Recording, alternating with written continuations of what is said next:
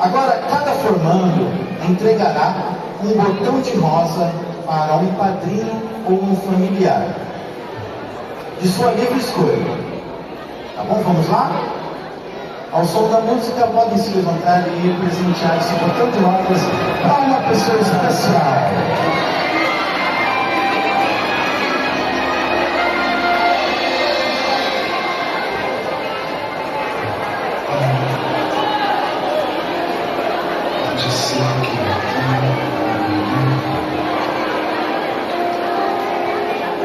Haja tempo pra gente ser feliz.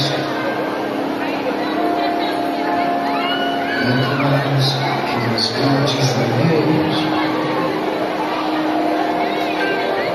Pai e filho talvez.